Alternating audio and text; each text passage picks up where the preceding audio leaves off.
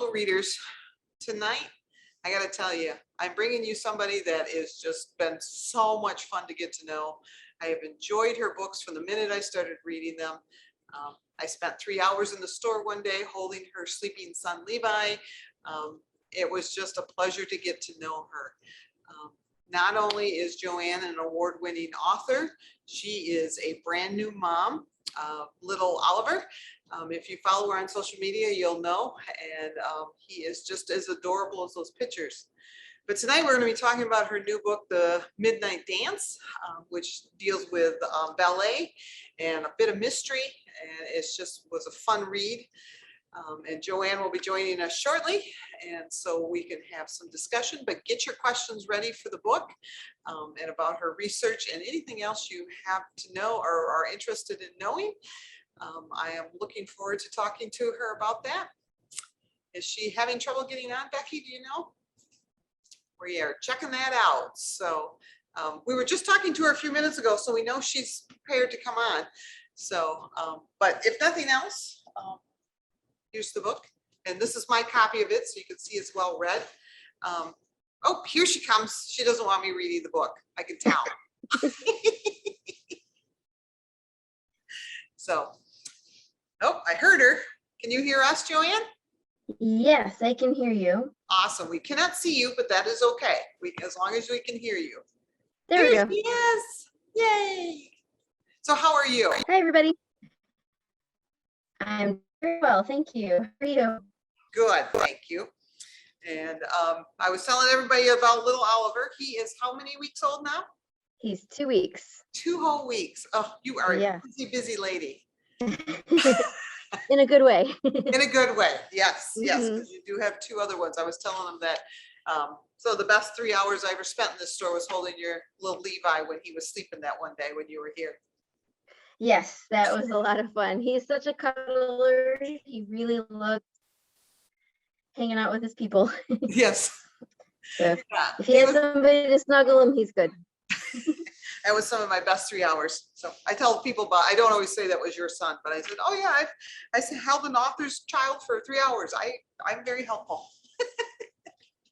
It was wonderful. It was very great. And it was fun to get to know you too. So before we digress and wander off on these silly stories, tell us a little bit about A Midnight Dance, besides the awesome cover, which is just beautiful. Oh.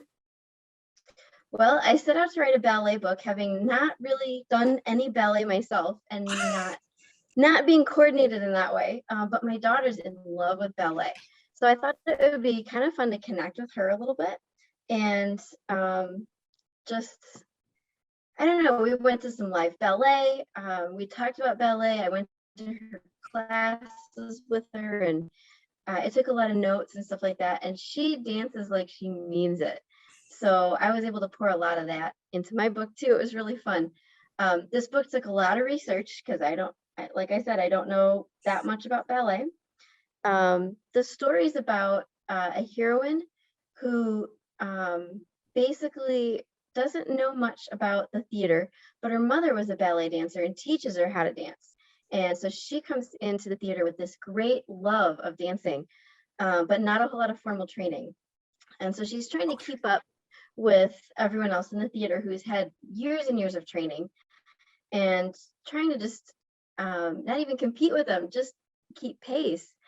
And she has this kind of crush on the principal dancer because he had singled her out before she came to the theater and spent time with her and taught her a little bit and just danced with her and enjoyed her company. And he promised her, you know, one day we will be dancing together on that stage because you have some ability in dancing. So she's hung on to that, and that becomes one of her goals in the book. And so she kind of sets out to catch his attention again years down the road. He doesn't recognize her. And so she's trying to figure out him, and she's also trying to figure out what had happened to her mother in the theater years ago. And there's a lot of mystery surrounding her mother, who had kind of disappeared from the scene. And so she comes to terms with her past and her family of origin, and then also her future and kind of what what God has in mind for her future, being part of a theater, which was not very godly at the time.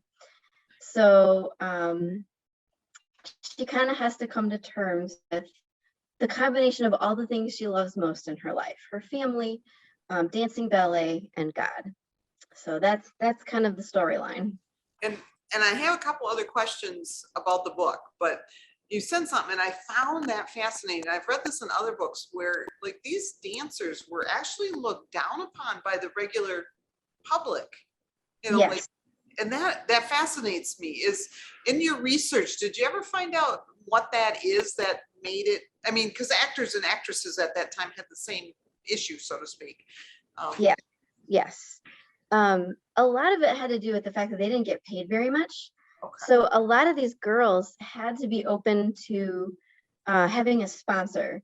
The French called it an abonné, I think is how you pronounce it, where these men would kind of set them up financially so that they could focus on their dancing. And but they sort of were not respectable people anymore, because they had these men taking care of them, and they were in a relationship with them, and they wore clothes that were different than the everyday clothes too. So a little bit shorter skirts so that they could move around a little bit, and a little bit lower cut. And dancing before about the 1830s was a little bit, I don't want to say risque, but a little bit more so than we think of ballet today. We think of it as a little bit more pure and innocent. That came in with Marie Taglioni. She had a bit more of a pure style. But before then, they had dancers from the continent who were a little bit more vivid color and life and sensuality and things like that. So people's view of ballet dancers was, I don't know, something like maybe a chorus girl would be, years ago, or like an exotic dancer or something like that. They were just a different group of people to all the respectable people in England. Yeah, and that's fascinating because, because you read about all of, society would go to the ballet or the theater and yet Mhm. vilify the people they were going to see. And I've always found that interesting. So, yeah, so thanks Yes. for that. Yeah, interesting. So, It was very odd to me that all these respectable people, including royalty, would go to the theater, but they would never invite a dancer to be part of their social circle or anything like that, unless they were there for the entertainment. You know what I mean? That right. they would have a ballet dancer come and give a performance or something, but they would never be a guest in their home otherwise. Isn't that But they all interesting? were patrons of the arts. It was so strange. That is very strange because you even have that with like even the artiste of the time. I mean, most of the ones that we think of as, these famous artists didn't get to be that till long after their deaths even. So, but, Right. and Yes. very different from nowadays. Well, now, I mean, you think of the actor and actresses of Hollywood and they're somewhat, with a little g gods. I mean, so kind of an Yes. interesting switch. Yes. I would say the only similarity, yes, it's the only similarity between actors and actresses now and ballet dancers back then is that a lot of people who are trying to break into acting don't necessarily make a lot of money. So, they waitress or they have other jobs or things like that. And the arts don't always pay a lot. There are some who make it big, but then there are a lot of people in the arts who are just struggling to make ends meet. And that was very similar to how things were back then. Yeah, A you're lot right. of ballet dancers were laundresses or, other things like that. So, but Yeah. otherwise, it is a very different field. It is. It's just interesting. It was just something that kept striking me all the way through the book. So, and like I said, I've read that before, either with actresses and actors or the dancers and stuff. So yeah, neat insight on that. So, um, oh, somebody wants to know, and like I said, these are just questions that people send in. So it's very interesting to see what they ask. Somebody wants you to tell them about your red ballet shoes that you posted a picture of. So when I was looking for some ballet shoes, because I wanted to try a little bit of let's see what this ballet dancing is like, and trying to stand on point and all this kind of stuff. And the only ones that I could find that were like the right size and didn't cost a lot of money were red. And I was like, well, that's kind of unusual. That's kind of neat. It stands out. So I gave my main character's mother these like epic red shoes that kind of signified who she was. They were her trademark. So yeah, it was just kind of a fluke. That's interesting. That's fun though. I do remember that picture though. You did post on that. So what kind of research, other than watching your daughter dance, which, that's plenty of research, but what kind of research did you do for something like this? Is it mostly just the ballet, or do you have to do like, putting it in context of history? How do you write this? Honestly, I was really intimidated by like setting out on this thing, because the theater is a whole world in England. It's a completely different society almost. And I really don't know much about the technical parts of ballet, nor do I know much about the history of ballet. So I went and bought stacks of books, just loads. And I probably spent 10 months just absorbing all these books, reading. I found a guy who he's considered a ballet historian. His name is Ivor Guest, and he wrote some of the best historical pieces on ballet. So he has all these books that were, he had a few that were on specific ballerinas, and then he had a few on some periods in history and ballet. And I just read and highlighted and took notes and had so much fun.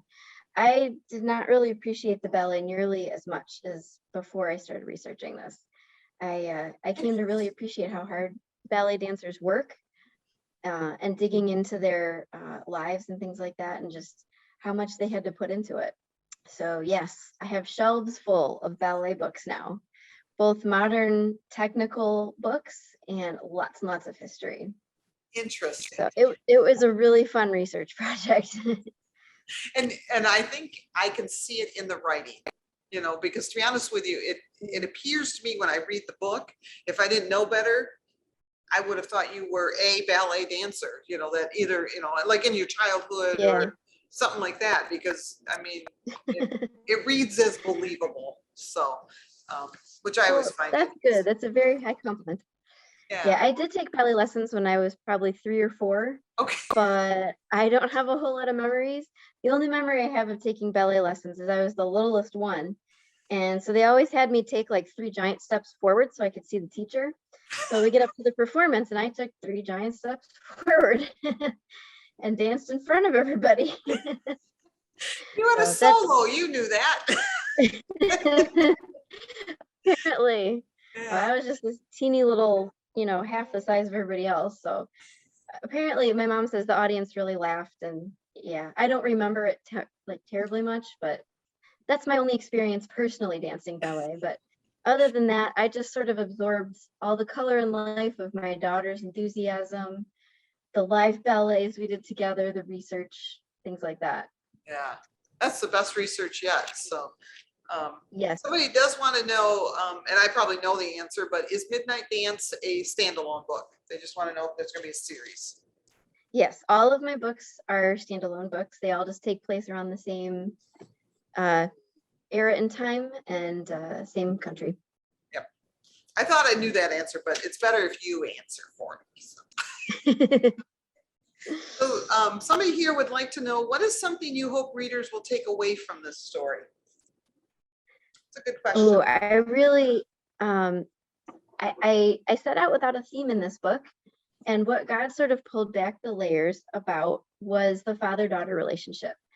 I got to take my daughter to these live performances, and I even got to talk to her about, we went to a Christian ballet company. And so I really got to talk to her a lot about the Bible, and I got to watch her ask all the gospel questions. And I realized like just purely spending time with her makes this worthwhile. Even if none of this research got put in the book, it was worthwhile. And so when I was writing this book, I kind of got into the mindset of like, why am I even writing fiction? Does it even, I mean, it's just making up stories, and I'm pouring so much of my time and myself into this. And God was all along trying to show me it's about spending time with me and doing this together. And so my heroine did the same thing. Like, as I was going through the book and God was unfolding these layers to me, I was letting my heroine walk through the same thing. She's like, why am I spending so much time on ballet? And the hero takes her to this poverty-stricken area just outside the theater. And she's like, why does it matter? Why am I killing myself here to torturing my feet and everything else just to like spin around and entertain some people? What does it matter? And so she kind of had to learn what it meant to forget about her audience and join with God and make it a connection point with him. So, long answer. Oh, that's good. But That's a great answer. that was what God was walking me through in my heart. And so I put my heroine through the same thing. You know, So and I'm I hoping love that. people, yeah, I'm hoping people will kind of come away with a sense of how much God wants to spend time with us and the connection that he really wants to have with us. Now, you were talking about, that is what you were struggling with at that time. Now, how Yeah. often is something you're dealing with show up in your books or have dealt with even? Every time. Okay. Every time. Yeah, I start out, sometimes I have an idea of like what I think is going to be sort of the theme of the book, and it always changes. I'm wrong if I ever know beforehand. So it always is one of those things where like I don't really feel like God's using me to teach other people. He's just using the books to like access my heart. And then I kind of open up the pages, and if other people get something out of it, that's awesome. So basically you're letting us read your journals. pretty much. Well, it A works little so great for us. intimidating. We're enjoying it. Well, thank you. It's intimidating, but I've gotten used to it, I guess. So. Yes, because, and oh shoot, I'm trying to think of which one it is you had always said it was kind of like you and your husband's love story. Which one was that? That's a rumored fortune. Yeah. I was A going rumored to guess fortune. that, and I didn't want to be wrong. And you know how it is, you Yeah. can second guess yourself. But yeah, so that was just kind of fun one to read too, for that reason alone. So That was probably the book that stands out the most to me, because God really taught me. He knocked my self-reliance out from under me in writing that book. Yeah, that one I started writing when my second child was born, okay. like that week, and I wasn't sleeping, and like I kind of had to come to the point where I realized I'm not capable of I can't put this book together. And as soon as I got to that point, it kind of felt like God was saying, all right, now we can actually get somewhere, So Awesome. that book really set the stage for how I went through my writing projects. Interesting. That is a great story. I love that. Thanks for sharing that. So because I can remember, I don't know if you were telling me or somebody else that it was your love story. I think it was you. We were just conversation. You said it was your love story, and I can remember thinking, "Holy cow, that's brave!" Well, but honestly, the coolest part about writing my own love story at that point was, we had just had a second newborn and had a 2-year-old, and I got to sort of remember and walk back through how I fell in love with my husband. Yeah. And how I started out, not really thinking that we were even be friends. And then just watching the progression and watching this hero and remembering and seeing my husband, all those things. It was just the coolest thing for us to be able to kind of stay connected, I guess, at a time that is normally a strain on a relationship. Having a newborn and sleepless nights and all the stuff. And everybody's just cranky. Yeah, pretty much.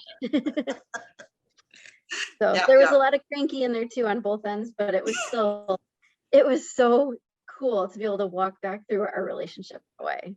Yeah, that is interesting. So that I have to admit, I think this one is probably my favorite of yours.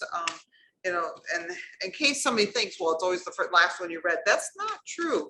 This one has sat with me long after I got done reading it.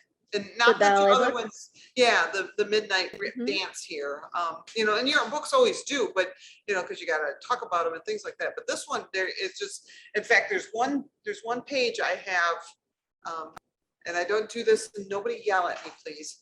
I dog-eared it. Because you have a sentence in here that I went back and I read it like 4 times. This is going to give absolutely none of the plot away, so don't freak out. Don't yell at poor Becky. It says, well, I'm not going to tell you who's talking. You'll have to find it when you read it. How's that? And nothing great has ever been accomplished by doing a thing the same way everybody or everyone else has. And I just like, oh boy.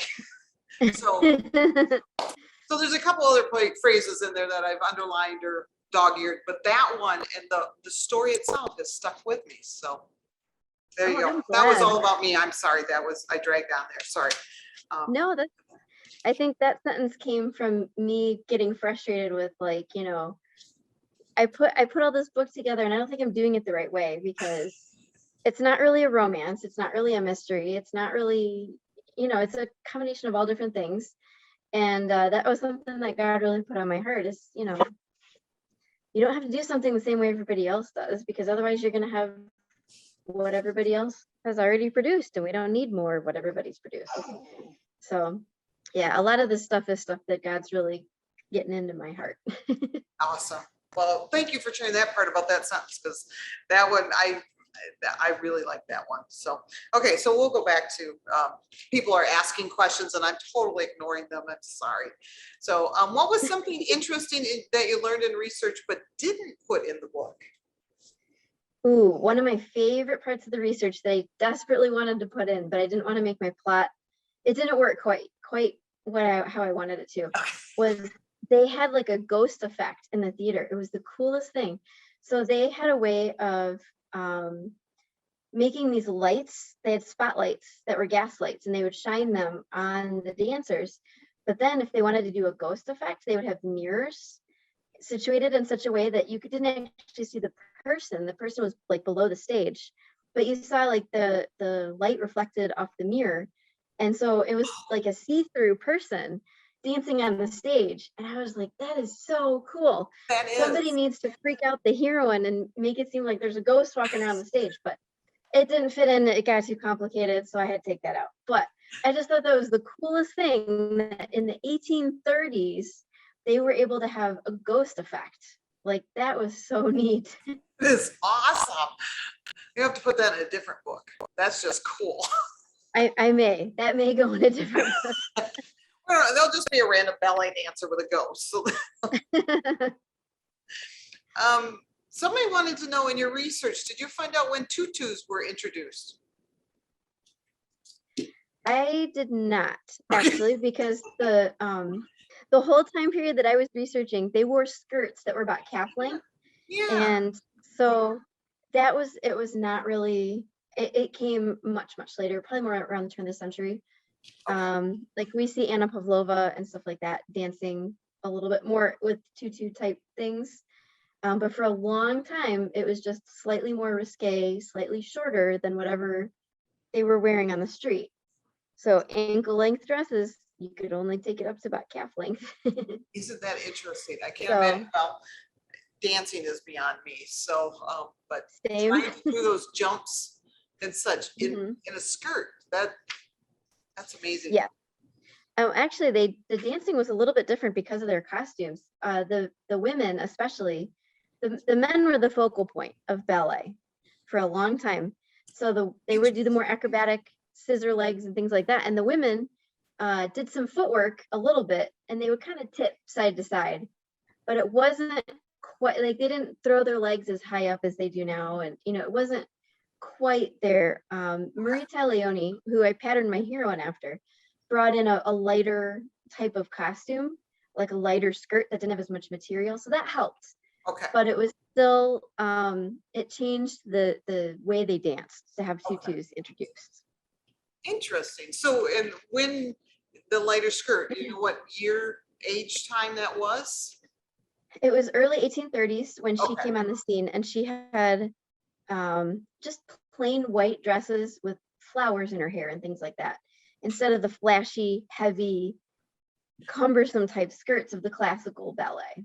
Yeah, and I have to admit, when I was reading Midnight Dance, that there were a couple times when they were talking about costume, I kept thinking, God, this sounds like a heavy skirt. But of course, in my Yes. head, I was like, a picture is something, not a tutu. I knew they didn't wear tutus back then, but something Uh-huh. very light and floaty. And so the two in my head didn't work. So my girls all had really light skirts on. But Yes, and they did so that's, graduate to that eventually. yeah. Oh, and then somebody asked on this, that the statement you made, what did the male ballet dancers wear then? A lot of it was similar to the costumes that actors would wear. Oh, Just, like they'd dress up like a king or a prince or, a fawn or whatever they were. So my hero at the beginning is, he's like dressed in all blue and like kind of spray painted almost. And he's got glitter in his hair, and because he's the North Wind. So they just wore whatever costume fit, with what they were doing. okay. So it wasn't like a standard thing. No, there may have been some standard pieces, but it was very much, they were trees, or they were, they were soldiers, so they were costumes that fit what they were doing. Yeah, interesting. Did you have a favorite character in this book? Probably Jack, who Okay. is sort of the theater. He's the choreographer, and he composes all the ballets, and he's the theater flirt. But he was just fun to write. He was just like the ballet, so vivid and full of life, and he ended up having so much backstory that was interesting. And it kept unfolding, and I was like, oh wow, this guy has more depth than I thought. So he was just fun to watch kind of come uncovered, and watch him kind of blossom out. I have to admit, I kept thinking I was supposed to not like him, Jack. Yes. Actually, my editor did not like him for a good portion of the book. She said in her notes, okay, now I'm starting to like him. And I did not think I would like him either. I thought he was going to be sort of an antagonist to everything she was doing. Yep. And trying to stay respectable and all those kinds of things. But he ended up just being one of those really off the page characters. Yep. You always get one of those background characters that just, they almost need their own book. Hint, hint. Yeah, they gotta keep everything all straight. So we're gonna move on to your writing process a little bit. When you said you read ballet books for 10 months. How long does it take you from start of research to actual, pretty much, I mean, obviously not the product on the shelf because there's, publishing stuff in there, but how long does it take you to do that process? I don't know. Each book's research is very, very vastly different. This one was one of the heavier ones. So I was researching while I was writing a previous book. But this book's drafting stage probably took me 9 months or something like that. Because I'm a slow writer and I have, other things stealing my time and things like that. So a lot of drafting, and then I sit on it for about a month and I send it to my mentor, who totally rips it to shreds every single time, which is a beautiful thing, believe me, because my first drafts are really ugly. So anyway, he rips it up and sends it back to me, and I freak out for a few days, and then I dive back in, and I probably spend 3 months rewriting it, something like that. Wow. So it's a very long process, and then it takes about a year from the time I turned it into the publisher to the time it hits the shelves. Nice. So very, very long process. It is. See, that's when I feel bad when I say things like, well, she doesn't write fast enough. So I feel like I don't write fast enough. I wish I could be a little bit more efficient, but I guess this is what it is. And we have to think of it as you're writing and your end product. The way you write is how we get what you give us. And if you rush that, it's a totally different book. Yes.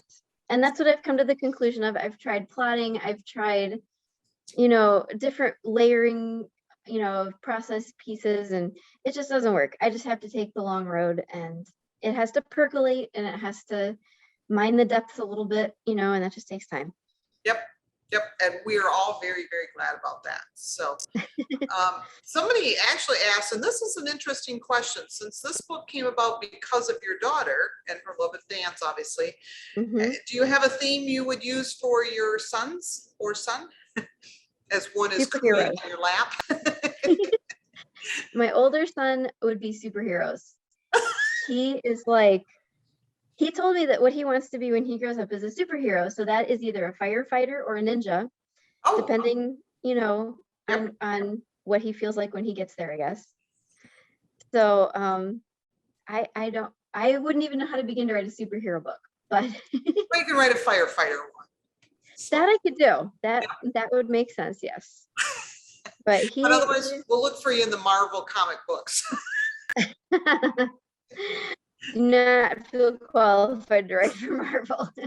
Well, that's interesting though. That's fun. So we should tell the audience that if you do hear kind of these little cooing sounds, Oliver is near. So I am not He is sitting in the right background there. making weird. So cute. So much for book talk, baby talk now. And somebody does ask, your writing process, does it look different now that you have a newborn? I think that's a good question. Do you still write daily? Oh, yes, it is very different. Honestly, this is like I've written before when I've had a newborn, but I don't know. There's something about this is, our last baby, and I don't want to put him down. So, and I mean, he's only 2 weeks old, so, Yeah. but for right now, I homeschool my kids in the morning, and I used to get up early and do my research, and that's just not happening because, newborn. Yep. So, in the afternoons, I set my kids up with their independent work, we call it their homework, my Okay. quiet time, and my littlest sleeps right here on me in my arms. And I'm working on polishing my 6th book right now, doing Awesome. a read through of it. So I'm not doing any like original writing, which helps. I'm just doing some polishing and, things like that. Right. So taking it week by week. I don't know what it'll look like next week, but for now, that's how it is. Hey, you know what? You got your world together, and that's all that matters when you have a newborn. So, Hmm. and since you mentioned it, what is, and I was going to ask this later, but you brought up you're working on your 6th book. Can you tell us a little bit Yeah. about it? Yes, I'm excited about lots of pieces of this book.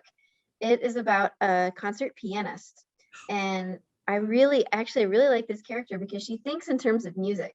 So she looks at this guy that, she's getting to know, and she's like, well, he's, a Chopin fugue in some minor key with, he hits the wrong notes, and, just things like that. So she thinks of every environment in terms of its background music, and every person in terms of like a song or something like that. And it's just an interesting way to look at the world. So it's kind of an interesting character. And it's set in Victorian asylums, which is intimidating to me. So I've brought in a little bit of the origin of music used as therapy, Interesting. in terms of like memory loss and things like that. And that has been really interesting to research and to write about. So that will be next year's book. Awesome. Do we have a working title, or would you rather not? There's no working title. They haven't given me Okay. a title yet. Okay. So I just call it the piano book. I think they have to call it that now, because that's all we're going to think of it. I love that idea of the beginning of that research of the music as therapy. Mhm. And you hear Yeah, about and that a lot now. So yes, and it's not something I understood a whole lot. I kind of, my character thinks of it as like a bubble bath for the senses. It's just soothing people with music, but it's totally not. There's so much more in depth to it. And it was really, really fun to research. oh, I'm looking It has forward to do, yeah, it has to do with like engaging the people who you're treating and drawing them out and rhythm and all these things. There's like an internal natural rhythm with our heartbeat, and you kind of tune into that no matter how far lost you feel like somebody is in these asylums. So that was a very interesting book to research and put together. I bet. I bet. My mom was diagnosed with dementia, and towards the end, I mean, she couldn't remember who I was, but she could sing Mm. all the words to Amazing Grace. badly and off key, but but you know, and it was just Amazing. always interesting to hear. I mean, they would have churches come in and, you know, they would play the music, and these people that hardly would say 4 words were singing the hymns along, you know, and it's just an Yeah. interesting thing. So that music is, there's something in our soul that connects with it. So yeah, I'm looking Yeah. forward to that. Yeah. So awesome. So 2022, Yes. awesome, Yeah. awesome. Looking forward to that already. So I did have a question about your research. Do you like do, and it sounds like I know the answer, but I want to clarify for myself. You do most of your research first and then write? Or do you Yeah. kind of research? Okay, that's what I thought I had heard. I kind of wanted to make sure because I wondered if I'd heard that correctly. So Yeah, I wouldn't know how to put the plot of things together, especially with this ballet book where I was coming from scratch almost. I wouldn't know what the plot would unfold like or anything like that without the research. It really informs the way the characters act and the way the things go in the story. I didn't even think of it that way. Yeah. Yeah, it's been really necessary to start with the research as my foundation and build off of that. Interesting. Yeah, you know, and I don't think of it that way. So, you know, that you need that for the plot. So in some ways, no, because you said that you tried to be a plotter, but this is different than that then. So you don't plot your story, you just have your research. Yes, I start with my research and tons and tons and tons of random notes. Okay. Like just ideas for like, oh, here's a scene idea. Here's a line that stuck out that I could, you know, that somebody could say or something like that. And I probably have more notes than actual like book text by the end. And so I sit down and I put some characters on the page and let them take it away. Because otherwise it feels too contrived to me. Like when I tried to plot, I got about 3 chapters in and I had to toss the whole plot because the characters just went a different direction. And I didn't want to force them to, you know, do something that was not natural for who Right. they were. So Have you ever had, you know, you mentioned Jack, he went, you know, and became a bigger character than you expected. Have you ever had a character that went like completely in a different direction than you thought you were going to go with them? Probably. I'm trying to think of who that would be. Well, in the Love Note, Aunt Maisie was a side character, and she kind of started out as like just this little backdrop, and then she ended up kind of becoming more than what I thought and just different than what I thought. I don't know. I kind of thought she would just be, you know, somebody who was on the side in the household. She was just there, but she ended up coming in with a lot more wisdom than I expected for a very small side character. And she just kept saying things, and I was like, that's great. Bring you back on the stage. I love her. She was a hoot. She was so much fun. And she had much more common sense and intelligence than, not that I set out to make her not intelligent or anything, but just more of a side character. But she developed a bit much more than I thought. And I have to agree, when I first met her, I thought, oh, this is going to be a cute little aunt on the side. And then, you know, you kept bringing her in, so to speak, like you said, on the stage. And it was just like, and she just got funnier and funnier. So, and more truthful, I guess is probably even a better word, but it was funny too. So, but yeah, so, that, I wouldn't have thought of her being, I liked her. She was so sweet. So, and you talk about reading in your research. Do you only, I shouldn't say only, but do you do a lot of reading just for fun too? Oh, yes. I get endorsement requests for like some of my favorite authors. So that's kind of a bonus, like bonus fun reading. But I have several authors that I consume everything they write, like Joanne Bischoff, Jamie Jo Wright, Christy Cambron, everything they put out, I just like, and Lori Benton. Those are some of my favorite, and Amanda Dykes. That, you know, every time their books come, I buy them, I read them, you know, I get excited about them. Good. Is there anything, I mean, I know Joanna's book, Gold in These Hills, just came out. Is there anything you're looking forward to reading yet? Or soon? That book I have not read yet, because I've had some endorsements that I've had to do. So those have taken time-wise priority. Yep. I'm so excited for that book. Christy has a book coming out I think next year that I'm super excited about. Yep. I don't want to give too much away. But we kind of think along the same lines a few times. So I'm excited to get into that one. Lori Benton has, let me see, is it she who has a sequel? Yes, coming Shiloh was out and her new one, and I am so blanking. I'm sorry. Oh, I just did a I thing can't with think of the title. Neil on it too. Now I can't think of the name of it. Oh my goodness. But Yeah, yeah, it's soon. Titles kind of fly out of my head, but yes. Yes, didn't anybody see it fly away? I had it and then I lost it. So yeah, she's got another one coming soon. So I'm looking forward to that one. That'll be a good one. So, but I really like Shiloh. So yes, interested to see what happened to all those characters. So, well, good. She gets better with every book. She does. So do you. So, oh, thank you. That was your compliment for the day. So. Thank you. Is there an author that you look at, present, past, that you say, this is somebody that grew my love of reading, but also writing, that I wanted to write because of them? C.S. Lewis. Really? I would say. Because every single sentence in his writing, whether it's fiction or nonfiction, is like this plump and juicy, beautiful, you have to sit and savor and think about it. And so, I was just like, that is the coolest way to write. And just, I don't know, he just helped me from a young age fall in love with stories. And just, I don't know, the way he puts truth into his stories, so inspiring and so wonderful. So I very much have enjoyed his writing. I enjoyed Roald Dahl a lot as a kid too. He kind of stretched my imagination. I'm trying to think of somebody else. I don't know. I've always enjoyed the classic, like Jeanette Oak and those authors when I was a little kid, and so those got me into stories in general. My apologies. He's trying to join the meeting. That's all right. And audience, you got to know, I jinxed us because I told Joanne that about 10 to 8 our time he was going to wake up. So it's all my fault. So I apologize.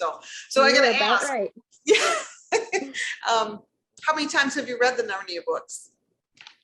Oh, probably 8 or 10.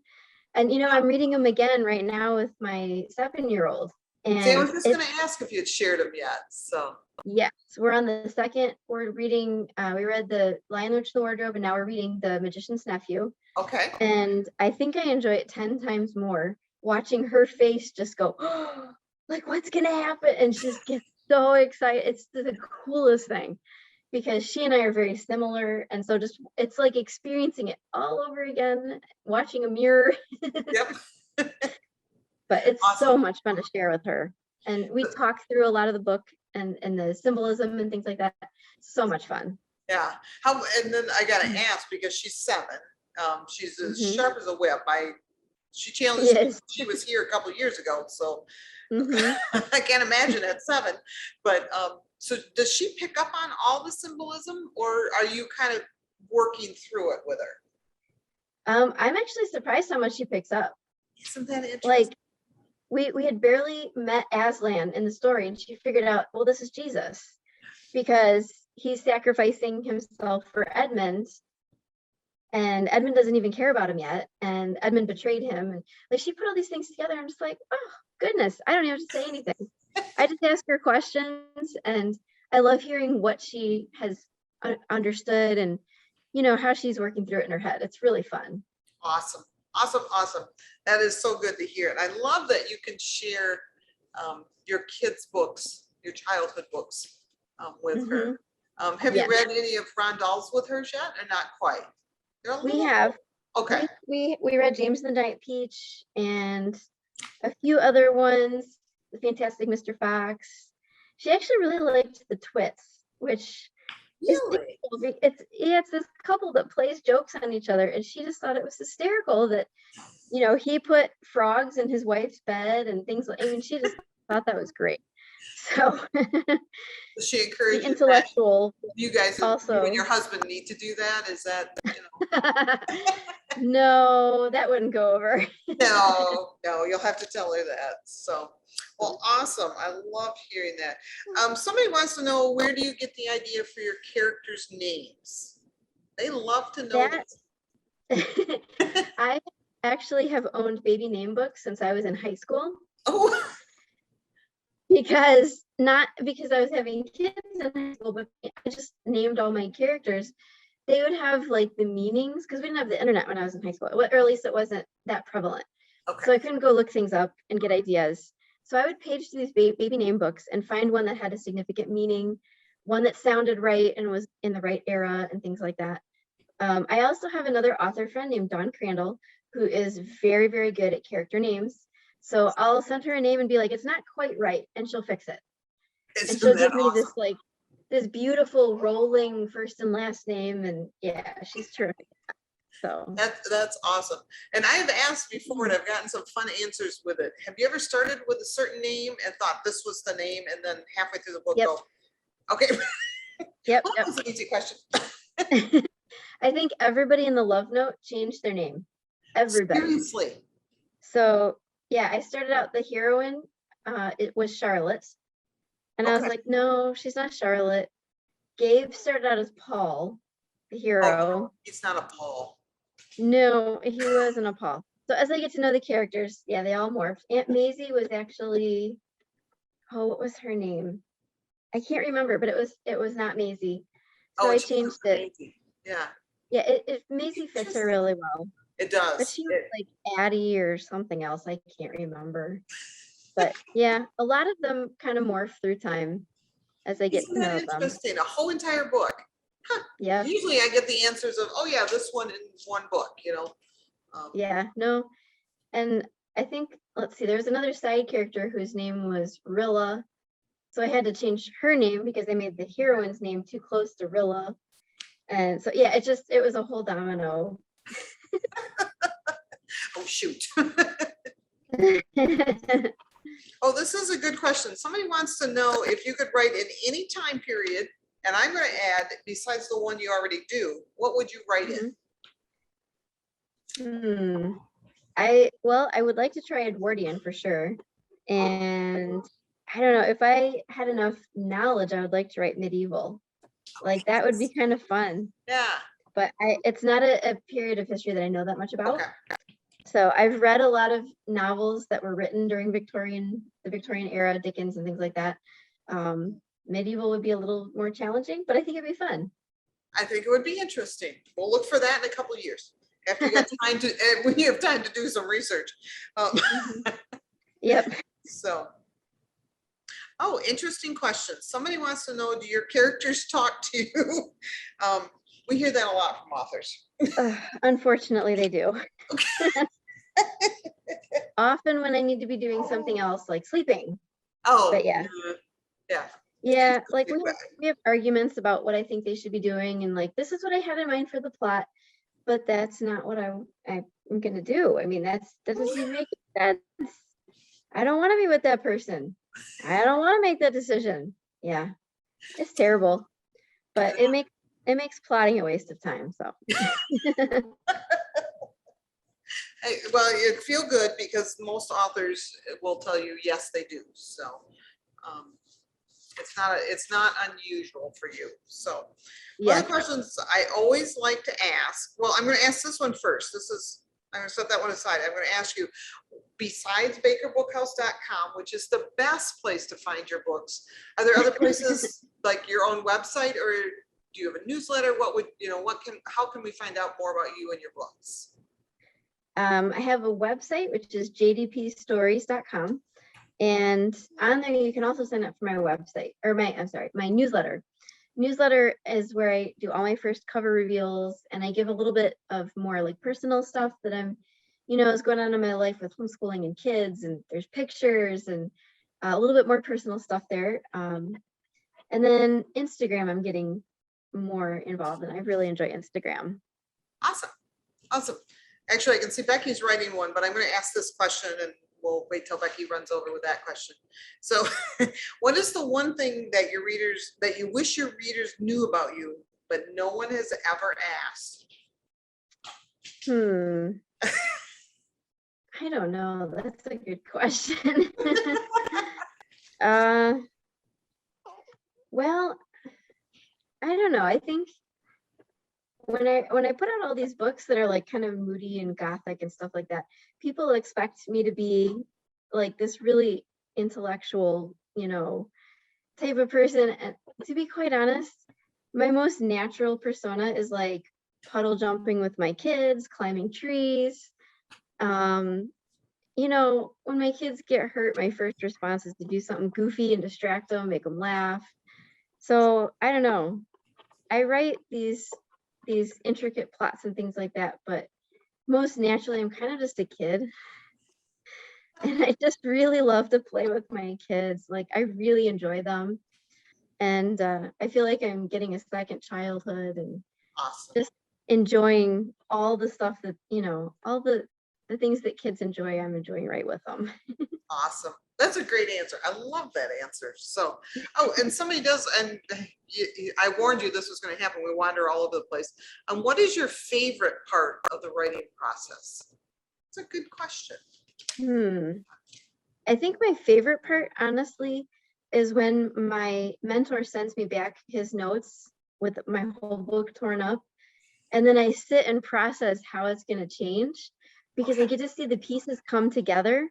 My mentor is actually somebody who works very much trying to figure out what God wants for a story and things like that. And so I see the pieces.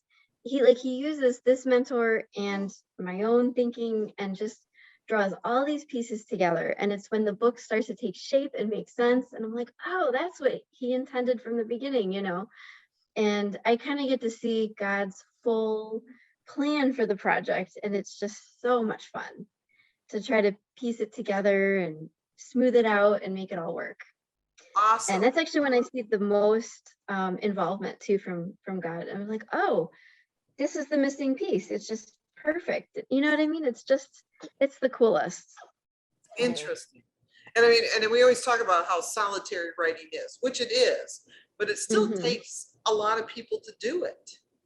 Yes. I cannot even tell you, even down to like, I have some local friends who all they do is like read my book and gush and get excited as I'm in the writing process. And I'm just like, this book is terrible. And they're like, no, it's wonderful.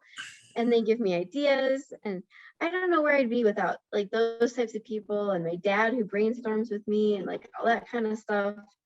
Like, I don't think I'd be able to put a book together by myself. That's awesome. I'm glad you got that good support group. And I hear that from other authors too, that it just takes so many people, Yes. In support. Yes. So that's awesome. So I have one question I just happened to think of. I wanted to ask it earlier in the night and then I got distracted. That happens to me all the time. If you were going to write a different genre besides historical, what would it be? Fantasy. Really? Yeah, I think I really enjoy reading like Nadine Brandeis and Sarah Ella and like those types of books that are a little bit more I don't know, a little bit of departure from reality, I guess you could say. Yeah. And just so much fun. And yeah, I could see those books, they're so vivid and beautiful and fun.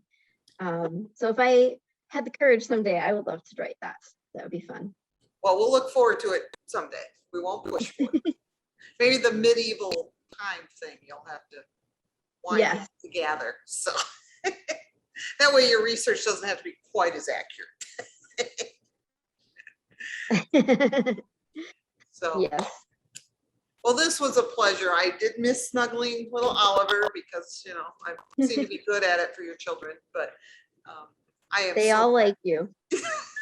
They're so cute. They really are. I cannot say that again enough. You have the most beautiful children. So Thank you. I feel like I hit the jackpot, the kid jackpot. you They're did, all you pretty did. wonderful. Yeah, and And I'm they're, sure we'll be up there at some point, and you can probably snuggle Oliver too, because he's the biggest snuggler of them all. I will admit too, your kids are quite the little wits. I mean, they're They sharp. are.